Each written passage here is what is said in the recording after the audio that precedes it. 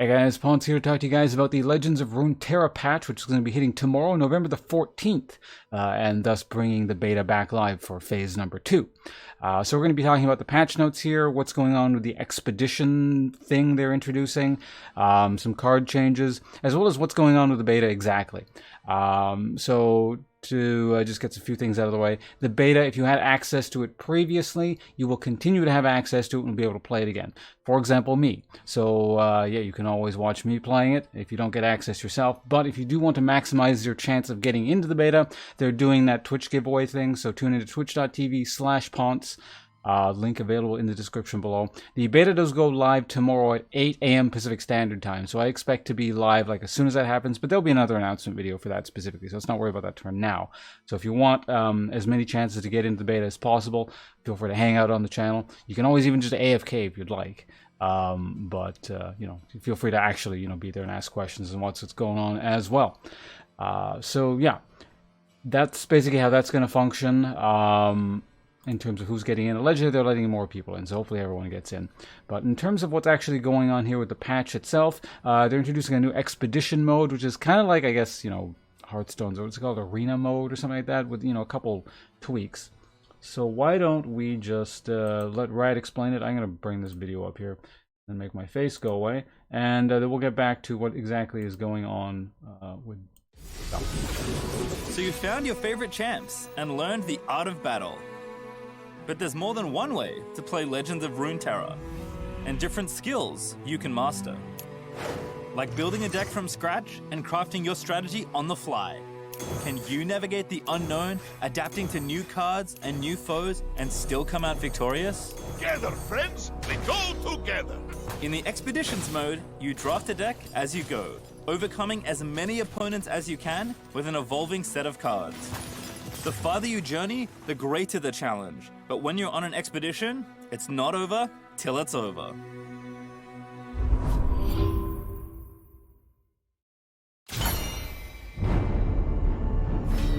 Unlike other modes, in Expeditions, you don't use any of the cards from your collection.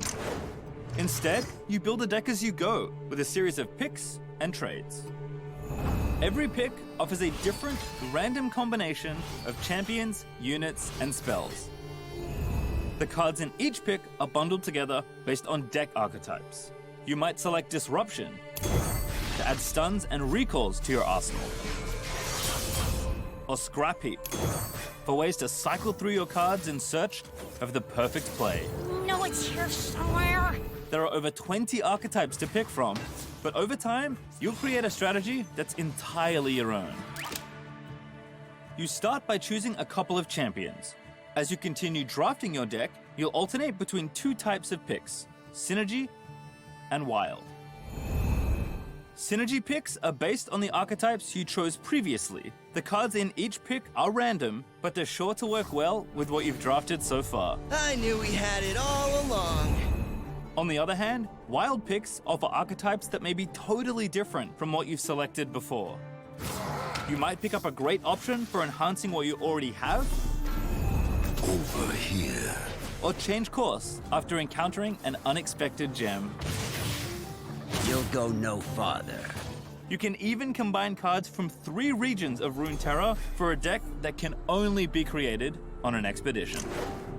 No matter what you choose during your initial draft, you're guaranteed to come across more cards to support your strategy. But you'll never know which ones you'll find. The draft doesn't end when the matches begin. After each match, you get another chance to upgrade your deck, including additional champion picks to fill out your roster with more heavy hitters. But it's the trade picks where your deck building skill can really shine. Trade what you have for what you need, refining your strategy with every swap. You can smooth out your mana curve, pick up some much needed spell support, or double down with multiple tried and true cards, even breaking the normal limit of 3 copies. Firing! You'll continue to evolve and improve your deck all the way to the final match. Your trial continues until you either win 7 matches or lose 2 consecutive ones. Even if you fumble a match, One victory is all it takes to get you back in the game. And if you're skilled enough to reach 6 wins, you'll enter sudden death. The next match decides it all. Will you get the coveted 7th win or end your trial right then and there? If your first trial doesn't work out the way you want, don't worry. Every expedition consists of 2 trials, and the better performance determines your reward. That means you have an extra chance to make it to 7 wins or a free pass to try a completely wild strategy. After you've completed both trials or retired early, it's time to collect your winnings. The rewards can be bountiful, and the more you win, the better they'll be. No matter how you do, you'll always receive at least 1 champion. But win enough matches, and your rewards can fully fund your next expedition as well.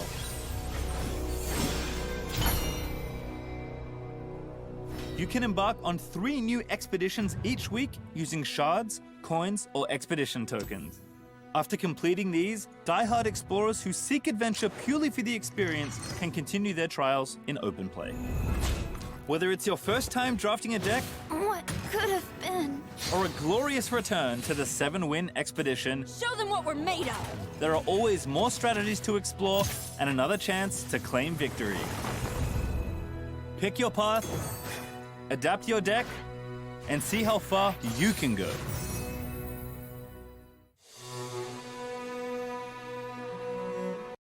All right, there we have it. Let's get out of here. Don't need to. Whoop, oh, no YouTube. No YouTube. There we go. All right. So yeah, it looks like it's gonna be pretty neat. Actually, there's one thing we'll go over really quickly here. Like, I think most of that was pretty self-explanatory. The one thing when I watched over it the first time, the one thing I kind of had to go back over just to make sure what they were talking about was the free expedition thing. So basically, based on how they've worded it, and like looking back over this screen here, it sounds like you can do 3 expeditions with like actual rewards. I mean, it's kind of like, I guess it's 6 because you get to do an expedition twice. In any case, 3 actual expeditions with expedition rewards. And then after that, if you just really like the mode, you can keep playing it for free, it looks like. So it's not like, I mean, I haven't played Arena in Hearthstone since it was first released, so maybe this system is totally different. But at least when I played it, like, you know, you kind of had to pay in to play each time, and the player approval is dependent on basically people paying into it. It looks like this mode is largely going to be flooded by people just playing for free but for lesser rewards. But some people will be playing basically for reals kind of thing because they want to like win as hard as possible and get like, you know, the actual rewards. So it's an interesting way of doing it. I kind of like that idea, I think. Yeah, it definitely keeps, like, I don't know, since there's a limited number of chances to do it for actual, like, good rewards, or, well, I know what they suggest is good rewards, you know, it keeps it kind of, I don't know, intense and interesting, but it also keeps, since other people can play it for free, but for not actually, you know, playing for that many rewards or anything, it keeps the player base large. So, yeah, interesting stuff. Looking forward to trying it tomorrow. All right. Oh, of course, in the beta, it's free, right? So you can just keep spamming this mode forever. I wonder if they're going to give me access to all my cards again, or everyone, you know, gets their old cards in their decks and stuff. But anyway, we'll see. Speaking of cards, I'm going to link actually this in the description below if you want to check out this page yourself. There's a lot of text talking about design or balance philosophy, blah, blah, blah. I'm not going to go over that. If you're interested, check it out yourselves. I did read it, but, you know, whatever. Just to kind of give a general gist of what's going on with the cards here from what I can tell. It looks like the big thing here, in terms of the biggest champion change, it looks like Lux has been made easier to use. Like, statistically, she's a bit weaker. But I always found Lux to be quite clunky, personally. I never really felt inclined to... I mean, I didn't test her, consequently, so I can't speak balance in regards to Lux too heavily. But I always just kind of looked at the card and this is clunky. I didn't want to bother doing it. And it looks like they smoothed it out quite a bit. So maybe I'll give it a shot this time around in the beta, assuming, you know, Constructed is still a thing. Hopefully it is. We'll see. Garen some changes. Now, Draven here, he's the first of kind of a pattern you're going to be seeing going through all these card changes going forward. But largely, it looks like they've really nerfed Noxus aggro decks. Just a whole bunch of cards in relation to that. I never did mono Noxus crazy aggro decks. I did Noxus plus some other stuff and tried to do fairly aggro decks, and they were never my main ones. But it did seem pretty good. Like, I really wanted to hard commit to something super mathematically efficient that just surged forward and killed people really, really quickly before they got a chance to do anything. Noxus definitely was, like, it seemed like the thing. So, I suppose I can understand that. I don't know. They personally didn't give me a lot of problems, but that doesn't necessarily mean anything, right? You know, it depends on who you encounter in the queue and whatnot. In terms of deck archetype, I suppose they were somewhat common, but... In any case, moving along, it looks like they are sort of nerfing Shen, which is interesting because Shen's one of those characters that looked really good, but also, again, I didn't experiment with because he looked kind of boring. I didn't really want to do your bog standard barrier deck. The few times I saw people get a decent deck with him, they seem pretty good. I don't know if it warranted nerfing, but Thresh is getting basically an overall nerf here. They're talking about, you know, things getting shuffled, or this is just a nerf, which kind of makes sense to me. Thresh seemed really good. Callista, I can also see her kind of getting nerfed. I use actually a lot of Callista, and I don't tend to use things unless there's a very good reason for it. At the same time, I don't know, making it so her... I should probably explain what's going on with Callista. So basically when you bond with the ally, Callista, you know, wouldn't take damage until the ally has taken all the damage, or the person that she bonded with. They've taken that away, which makes her actually quite squishy. You know, she was already... I mean, I guess she wasn't super vulnerable to nukes, because, yeah, like... You know, the bonded ally would take the damage for her, but... I don't know, we'll see how it plays out. Like, this just seems super squishy and hard to use now, despite the fact they compensate with a fearsome stat on her. We'll see how it goes. Probably something had to do with, well, I don't know. Callista's one of those units that seemed really good when I first started playing, and the more I started playing, it seemed, you know, I found ways of dealing with her, especially since I started using her, and understood the character better. It was kind of like, okay, no, this isn't like that oppressive. But then again, it is 3 cost, so I don't know. We'll see. I reserve my judgment until I actually play it. Just some Elise stuff. Elise I always thought was kind of clunky, where it had to be 3+.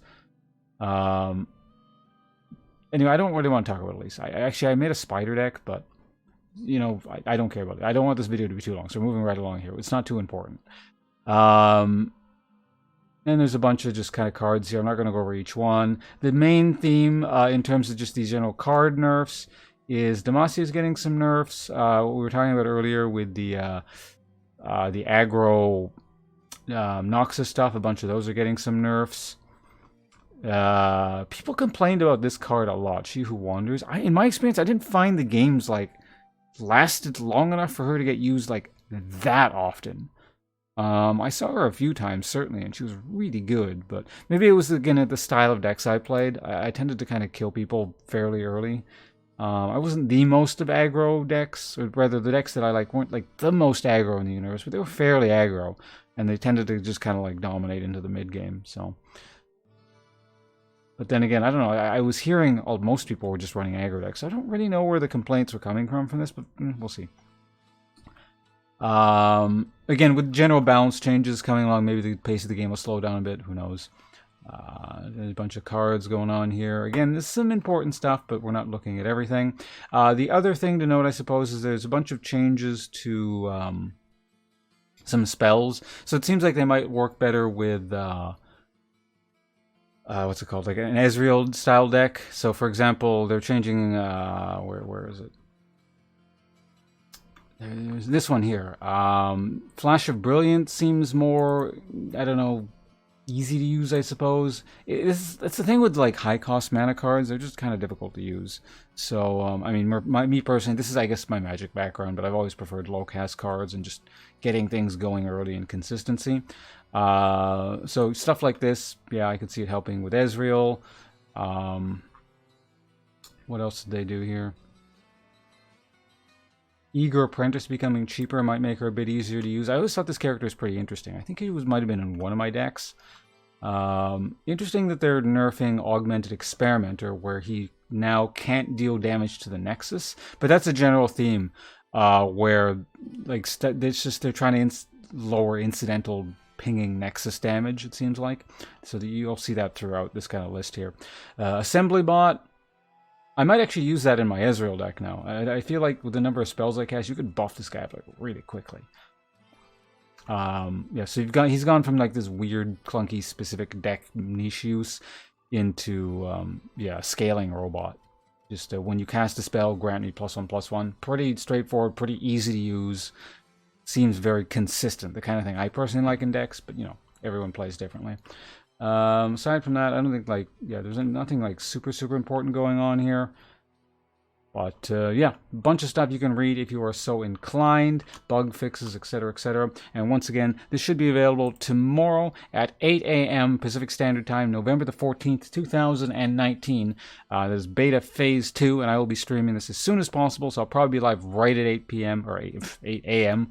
At least I'll try to anyway. Hopefully I'll wake up. Anyway, I'll have another video here live letting you guys know what's going on, just, you know, so you guys know that I will be live, so you can tune in to hopefully get access to the beta yourself, because of the whole watching the stream gift thing. Did I explain how that works? Basically, I guess it's not too complicated. I think I did. But anyway, if you're watching the stream, you don't have access to beta, and your Twitch account and your Riot account are linked, you're more likely to get into the beta. They just send out keys. If you don't know how that works, feel free to join the channel, ask me in chat, and I just keep answering this question over and over again. Maybe I should make a tutorial on how it actually works. But anyway, that's it for me. Thanks for watching. Hope to see you guys tomorrow for more Legends of Runeterra action, and throughout the following week until it goes away again. Goodbye.